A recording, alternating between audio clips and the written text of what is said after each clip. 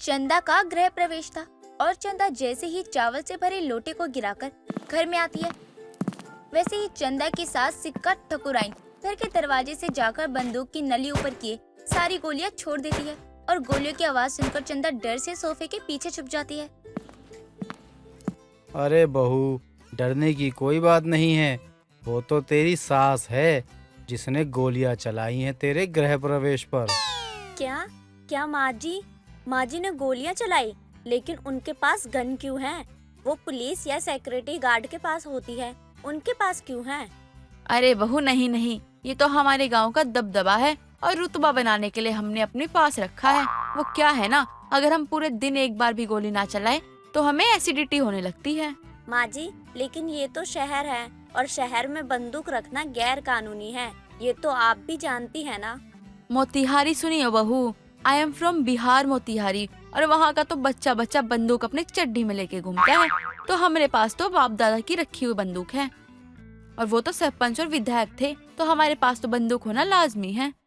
चोर थे सबके सब मुखिया सरपंच के नाम पर लोगों का पैसा खाने वाले, और मुझे भी जबरदस्ती इनके चोर बाप दादा ने उठवाकर शादी करवा दी थी।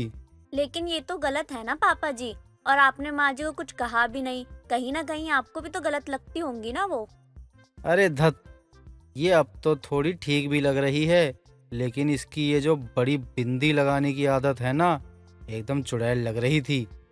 अगर इसे और चुड़ैल को साथ बैठा दिया जाए ना, तो दोनों में से पहचानना मुश्किल हो जाएगा कि कौन असली चुड़ैल है। सिक्का ठकुराइन नाम है हमरा, सारी की सारी गोलियां ढास देंगे। और तुम कौन सा राजा महाराजा के बेटे थे बहू? ये तो तब किराए पे रहता था जब मेरे बाप दादा ने इसे घर दिया था, जिस घर में ये चोड़ा रहा है, फिर भी मेरे बाप दादा की बुराई कर रहा है। अरे तो मैं तो 12,000 की नौकरी में भी खुश था। अब तुम मेरे पल्ले बंध गई तो दिया ना तुम्हारे बाप दादा ने मुझे ये घर। तुम ना आती तो मुझे ये घर कैसे मिलता? इसमें सुख भी तुम ही कर पा रही हो। अभी एक और लफ्ज मेरे बाप दादा के बारे में कहा तो सच में सिक्का ठकुराइन का गुस्सा तू झेल नहीं पाएगा। बहू तू चल अपने कमरे में। चंदा की सास को बात बात पर गोली चलाने की आदत थी, जिसे किशोर 26 सालों से झेल रहा था और वो परेशान भी था। लेकिन चंदा जब से आई थी, वो अपनी सास को गोली चलाता देखकर डर से चुप जाया करती थी। अब देर शाम विमला का सिक्का ठकुराइन के घर आना होता है। अरे सिक्कू, कैसी है? और सुबह सुबह गृह प्रवेश करवाते हुए गोलियां क्यों दाग रही थी? पहली बात तो सिक्कू किसे बोली?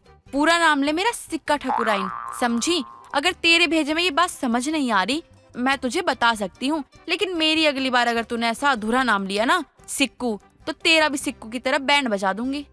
अरे बाप रे सिक्कू, मेरा मतलब सिक्का ठकुराइन जी, तेरी बहू क्या आई? तेरे तो तेवर ही बदल गए। हाँ बदल गए हैं, अभी थोड़ा रुतबा बनाना पड़ता है, वो भी बहू के सामने। ऐसे ही किसी से बेइज्जती तो नहीं करवा सकती ना। हाँ, बेइज्जती के लिए तो इज्जत का भी होना जरूरी है ना। क्या बोली? रुक तू, ऐसे नहीं मानेगी विमला। मेरी बंदूक किधर है? लगता है अपने कमरे में भूल गई हूँ। अगर अभी साथ होती ना तो यहीं खत्म कर देती तुझे। Tata bye bye. अपनी पड़ोसन और सास की बातें चंदा सुन रही होती है, और वो चाय लेकर जब हॉल में आती है तो उसके हाथ कांप रहे होते हैं। और चंदा के कांपते हुए हाथों को देखकर विमला सिक्का से कहती है, देख रही है ना तेरी बहू के हाथ कैसे कांप रहे हैं।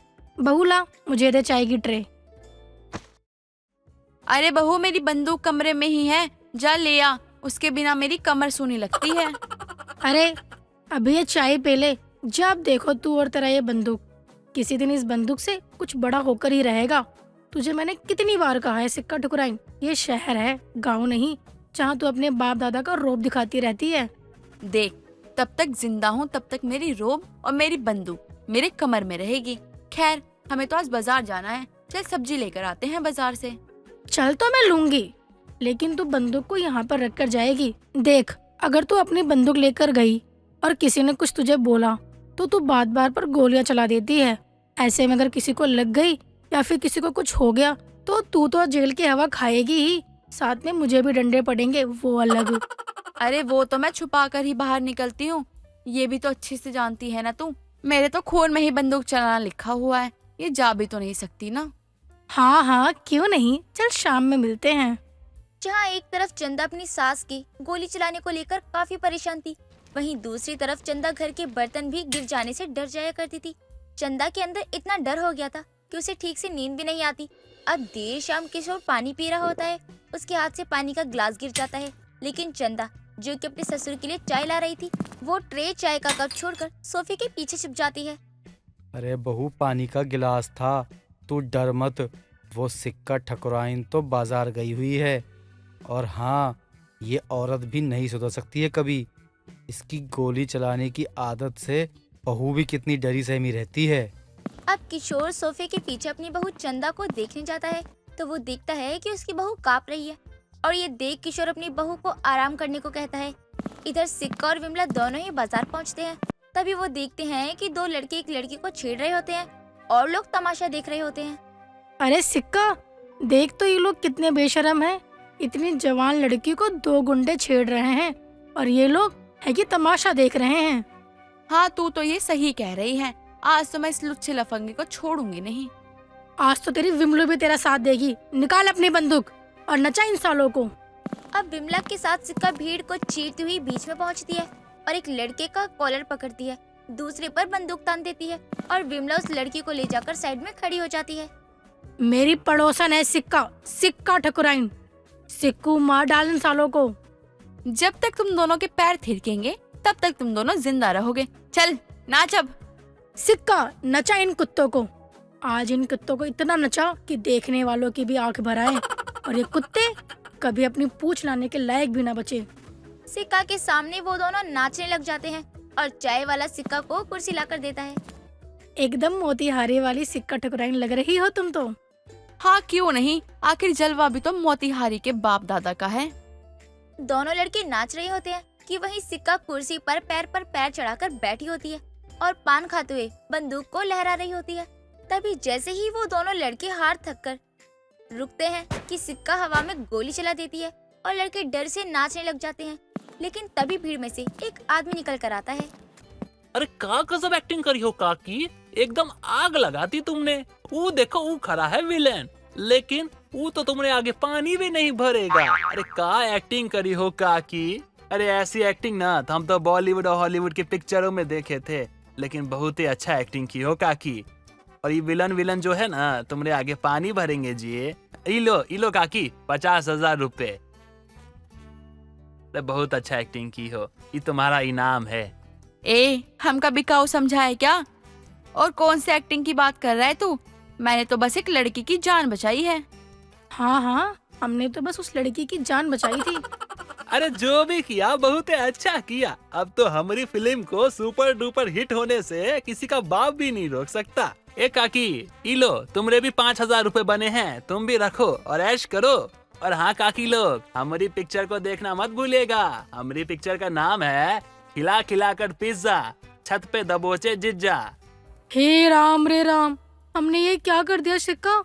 इतनी अश्लील मूवी में एक्टिंग कर दी। अब तो इस उम्र में हमारी बदनामी होने से कोई नहीं रोक सकता। मैं ना जाने किस मनहूस घड़ी में तेरे साथ आ गई थी।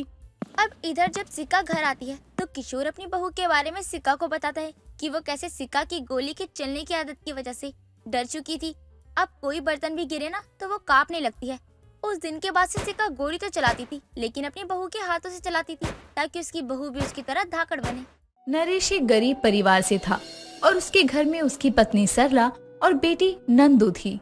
नरेश गरीब होने की वजह से कभी पढ़ाई लिखाई नहीं कर सका, पर नरेश हमेशा से ही खाना बनाने में काफी अच्छा था और इसलिए नरेश एक होटल में काम किया करता था खाना बनाने का।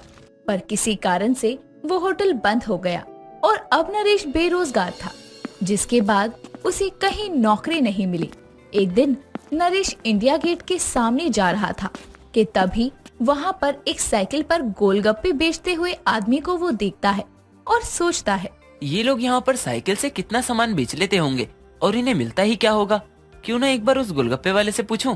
नरेश अब उस गोलगप्पे वाले के पास जाकर उसे कहता है, भैया 1 प्लेट गोलगप्पे देना। कितने का है वैसे 1 प्लेट गोलगप्पे? 20 के 6 गोलगप्पे। रहने दो भैया, तुम तो बड़ा ही महंगा दे रहे हो। अरे भाई, ये इंडिया गेट है और बाजार नहीं जो सस्ता मिले। यहाँ जो भी यहाँ घूमने आता है वो घर का खाना नहीं लाता और यहाँ घर जैसा खाना मिलता भी नहीं है। इसी लोग हमारे यहाँ के गोलगप्पे खाकर पेट भर लेते हैं, तो हम महंगा नहीं देंगे क्या? उस गोलगप्पे वाले की बात सुनकर नरेश सोच में पड़ जाता है कि ये लोग उन सभी को महंगा सामान देते हैं जो लोग घर से खाना नहीं लाते। और तो और अगर ये सब होटल या किसी ढाबे में जाएंगे तो भी उन्हें महंगा खाना ही मिलेगा। तो क्यों ना यहाँ पर अपना एक खाना बेचने का काम शुरू कर दूं। इससे मुझे कहीं काम नहीं देखना पड़ेगा और तो और सभी को घर जैसा खाना भी मिलेगा। चलो पहले घर जाकर सरला को इस बात के बारे में बताता हूँ। इतना कहकर नरेश वहाँ से घर की ओर चल देता है और घर पहुंचकर वो अपनी पत्नी और बेटी को इस बात की जानकारी देता है और उसकी पत्नी और बेटी को नरेश का ये आइडिया ठीक लगता है। अब ये तो पता चल गया था कि करना क्या है, पर करे कैसे ये मालूम नहीं था। और उसके बाद नरेश कहता है, गाड़ी हम ले नहीं सकते और दुकान वहाँ लगा नहीं सकते, तो अब मैं खाना बेचूंगा कैसे? पापा, वो जो आपकी पुरानी साइकिल है ना, उसे ठीक करवा लो और फिर उसी से आप खाना बेचने चले जाना।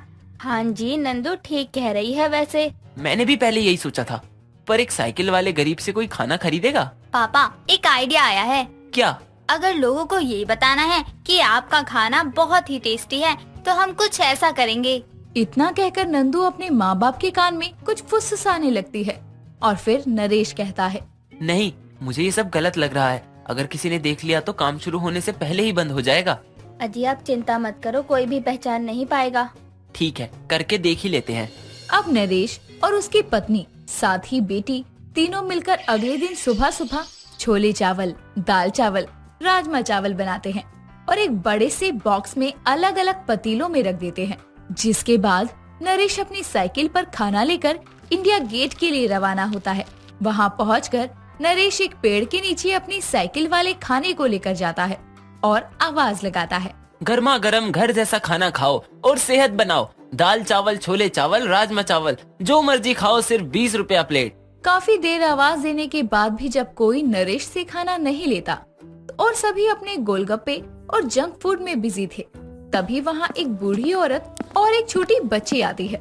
वो औरत और बच्ची नरेश की बीवी और बेटी ही थी। अब नरेश की बीवी बूढ़ी औरत बनकर नरेश से कहती है, साइकिल पर खाना बेचने वाले, जरा एक प्लेट दाल चावल देना और हमारी पोती को राजमा चावल। बड़ी भूख लगी है, लेकिन यहाँ तो खाने को कुछ मिलता ही नहीं है। जी माता जी, देता हूँ बस। अब नरेश नंदू और सरला को दाल चावल और राजमा चावल दे देता है और दोनों माँ बेटी वो खाकर अपना ड्रामा शुरू करती हैं, जैसा कि उन्होंने प्लान बनाया था। दादी दादी, ये खाना तो बड़ा ही टेस्टी है। मैंने तो आज तक ऐसा खाना खाया ही नहीं। हाँ मेरी बेटी, खाना तो बहुत ही अच्छा है। मैं तो अब एक प्लेट पैक भी करवा कर ले जाऊंगी घर। दोनों माँ बेटी भर भर कर खाने की तारीफ करते हैं और उन्हें देखकर वहाँ मौजूद सब लोग उन दोनों की तरफ देखने लगते हैं और नंदू को इतना चटकारे लगाकर खाना खाते देखकर बच्ची भी वहाँ खाना खाने की जिद करने लगते हैं और फिर उन लोगों को भी वहीं से खाना लेना पड़ा। जिसके बाद जब वो लोग नरेश का खाना खाते हैं तो उसकी खूब तारीफ करते हैं और अब जो नरेश और उसके परिवार ने सोचा था वो पूरा हो गया। सभी लोगों को खाना बहुत पसंद आया और देखते ही देखते कुछ ही घंटों में सारा खाना खत्म हो गया। ये देखकर नरेश बहुत खुश होता है। नरेश, सरला और नंदू घर आते हैं और आज की कितनी कमाई हुई वो देखते हैं। तभी नरेश कहता है, आज पहला दिन था और पहले दिन सबको हमारा खाना बहुत पसंद आया और देखो आज हमने पूरे 1500 की कमाई की है। अब बस भगवान करे हमारे ये साइकिल वाला खाना ऐसे ही रोज बिके और हम इस गरीबी से बाहर आएं। आप सही कह रहे हैं जी। अगली सुबह नरेश जल्दी उठकर खाना बनाने का सारा सामान ले आता है और जल्दी जल्दी खाना बनाकर फिर से इंडिया गेट बेचने जाता है। अब रोजाना ही नरेश अपनी साइकिल पर खाना लेकर बेचने जाता और अच्छी कमाई करता। सस्ता और अच्छा घर जैसा खाना पाकर लोग भी खुश थे, लेकिन इस बात से वो लोग जल रहे थे जिनकी अब नरेश के साइकिल वाले खाने की वजह से कमाई नहीं हो रही थी। इसीलिए एक दिन जब सुबह सुबह नरेश खाना लेकर साइकिल से जा रहा था तो वो चाय की दुकान पर साइकिल रोक देता है और चाय पीने लगता है। इतनी ही देर में एक आदमी पीछे से आता है और नरेश के खाने के बॉक्स में कुछ मिला देता है और नरेश को इस बात का अंदाजा भी नहीं था क्योंकि वो चाय पी रहा था। तभी वो चाय पीकर वहाँ से अपने खाने की साइकिल लेकर चल देता है। अब नरेश के पास एक आदमी आकर कहता है, भैया जल्दी से एक प्लेट छोले चावल दे दो। जी देता हूँ। नरेश उस आदमी को छोले चावल दे देता है, लेकिन खाना खाने के बाद उस आदमी के पेट में जोरों का दर्द होता है और वो कहता है, अरे मेरे पेट में इतना दर्द क्यों हो रहा है? भाई शायद आपने कुछ सुबह उल्टा खा लिया होगा। शायद आप ठीक कह रहे हो। इतना कहकर वो आदमी वहाँ से पेट पकड़कर चला जाता है। उसके बाद एक औरत आती है और नरेश के पास आकर कहती है, भैया एक प्लेट दाल चावल दे दो। तुम्हारे यहाँ के दाल चावल जैसा स्वाद कहीं भी नहीं मिलता, कुछ अलग ही स्वाद है इनमें। अरे नहीं बहन जी, ऐसा तो कुछ भी नहीं है, ये लीजिए आपके दाल चावल। अब वो औरत नरेश के दाल चावल खाती है और उसके पेट में दर्द शुरू हो जाता है और वो भी वही सब कहती है जो उस आदमी ने कहा था। पर नरेश अब ये सोच रहा था कि सबके पेट में एक साथ अचानक दर्द कैसे हो सकता है। तभी एक आदमी आता है। ये वही था जिसने नरेश के खाने में दवाई मिलाई थी और वो कहता है, अरे भाइयों, आप लोग इस साइकिल वाले का खाना मत खाओ। इसने अपने खाने में पता नहीं क्या मिला दिया है कि सभी बीमार हो गए हैं जिसने भी इसका खाना खाया है। इतने में वो आदमी जिसके पेट में दर्द हुआ था और वो औरत जिसके पेट में दर्द था, दोनों वहाँ आते हैं और अब वो भी यही कहते हैं कि इसका खाना खाने से पेट में दर्द हुआ है। ये सुनकर वहाँ खड़े लोग भड़क जाते हैं और नरेश की एक नहीं सुनते, उसकी खूब पिटाई करते हैं। साथ ही उसका सारा खाना फेंक कर उसकी साइकिल तोड़ देते हैं। नरेश जैसे तैसे अपनी जान बचाकर घर आता है और जो कुछ वहाँ हुआ वो सब अपनी पत्नी और बेटी को बताता है। अब नरेश एक बार फिर से बेरोजगार हो गया था और अब घर में बचे हुए पैसे भी खत्म होने को थे कि तभी सरला नरेश को कहती है, अजी ऐसे हाथ पे हाथ धरे घर बैठने से क्या होगा, हमें कुछ तो करना ही होगा ना। आगे हमारी बेटी भी बड़ी हो रही है, खर्चा बढ़ रहा है अब। तो क्या चाहती हो तुम, क्या करूँ मैं? थक कर मत बैठो, जो काम बंद किया है दोबारा शुरू करो। पर अब मुझसे कोई खाना क्यों खरीदेगा? जरूरी नहीं कि आप एक ही जगह बेचो अपना खाना। आपके पास साइकिल है जिसे आप कहीं भी ले जा सकते हो। बेचने के लिए एक जगह से दूसरी जगह तो जा ही सकते हो। वैसे सही कह रही हो तुम, मुझे ऐसे हिम्मत नहीं हारनी चाहिए। चाहे जो भी हो, मैं कितना भी गरीब क्यों ना हूँ, पर मेरे पास मेरी साइकिल और मेरा टेस्टी खाना है। अब मैं दोबारा अपनी साइकिल पर खाना बेचने जाऊंगा। इतना कहकर नरेश अपनी टूटी हुई साइकिल को ठीक करता है और फिर से अपनी साइकिल पर खाना लेकर निकल पड़ता है बेचने के लिए। और इस बार वो नई नई जगह जाकर खाना बेचा करता। सूरज बहुत ही गरीब परिवार से था, जो कि अपनी छोटी बहन गीता और माँ मिताली के साथ रहता था। वो बच्चों को ट्यूशन देकर अपना घर चलाता। एक दिन शाम को जब वो घर लौट कर आता है, तभी उसकी बहन गीता उसके पास आती है। भैया आप आ गए, मैं कब से आपका इंतजार कर रही थी। अच्छा हुआ कि आप जल्दी आ गए। क्या हुआ गीता, तुम्हें मुझसे कोई काम था क्या जो तुम मेरा इंतजार कर रही थी? हाँ भैया काम तो था, अब इसे काम बोलो या मेरी फरमाइश, लेकिन मुझे ये चीज चाहिए। पहले चीज का नाम तो बताओ कि तुम्हें चाहिए क्या। अगर मेरे हद में होगा तो मैं तुम्हें कभी मना नहीं करूँगा। बोलो तुम्हें क्या चाहिए। भैया मुझे अपने घर में बिरयानी दावत देनी है राखी पर। ये तुम क्या कह रही हो गीता, गरीब के घर में बिरयानी की दावत, किस खुशी में? मुझे पता था आप भूल जाएंगे। अब क्या भूल गया मैं गीता, साफ साफ बताओ। पहले आप वादा करो कि आप हमारे घर पर बिरयानी की दावत रखेंगे। जो चीज पॉसिबल ही ना हो उस चीज का मैं वादा नहीं कर सकता हूँ। ठीक है, फिर मुझे आपसे कुछ कहना ही नहीं है। गीता इतना कहकर सूरज को बिना पूरी बात बताए वहाँ से चली जाती है और सूरज अपने सर पर हाथ रखकर बैठ जाता है। कुछ देर बाद उसकी माँ मिताली बाजार से सब्जियाँ लेकर घर आती है और सूरज को सर पकड़े बैठे देखकर डर जाती है। क्या हुआ बेटा, तू ठीक तो है? ऐसे सर पकड़कर क्यों बैठा हुआ है? कुछ नहीं माँ, आपके घर में आपकी एक पागल लड़की है, उसी ने मेरे सर में दर्द कर रखा है और कुछ नहीं है। पता नहीं क्या हो गया है उसे। जब से आया हूँ तब से एक बात ही लेकर मेरे पीछे पड़ गई है। अच्छा, अब क्या डिमांड है उस महारानी की? अब क्या बताऊँ मैं माँ आपको।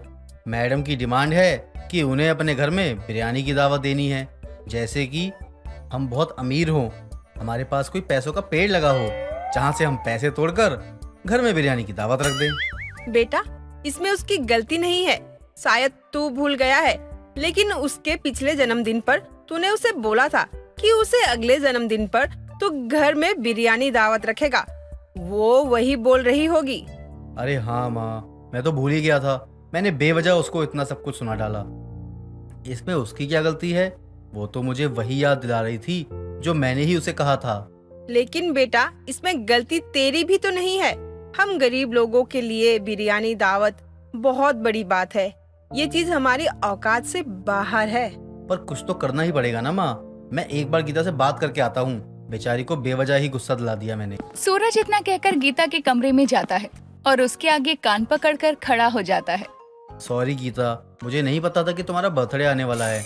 इतना काम होता है, उसी चक्कर में सब कुछ भूल गया। अपने भाई को माफ कर दो प्लीज। रहने दो भैया, आपको सॉरी बोलने की जरूरत नहीं है। हर बार मेरा बर्थडे सबको याद रहे, ये जरूरी तो नहीं है ना। देख, मैं अपनी गलती मान रहा हूँ, अब इसमें इतना मुंह फुलाने की कोई जरूरत नहीं है। माफ कर दे मुझे। और बता, क्या कह रही थी तू जो बोलेगी वैसा ही होगा बिल्कुल। पक्का? आप झूठ तो नहीं बोल रहे हो ना? नहीं मेरी प्यारी बहना, मैं तुझे झूठ नहीं बोल रहा हूँ। तुझे जो कहना है बोल। भैया, इस बार राखी और मेरा जन्मदिन दोनों एक साथ ही एक ही डेट पर पड़ रहा है, इसलिए मैं चाहती हूँ कि उस दिन हमारे घर बिरयानी की दावत हो। थोड़ी रहीसी तो दिखनी चाहिए ना उस दावत में। मेरी सभी सहेलियाँ भी आएंगी। ठीक है, मैं देखता हूँ, कोशिश करूँगा तेरी इस विश को पूरी तरह से पूरी करने की।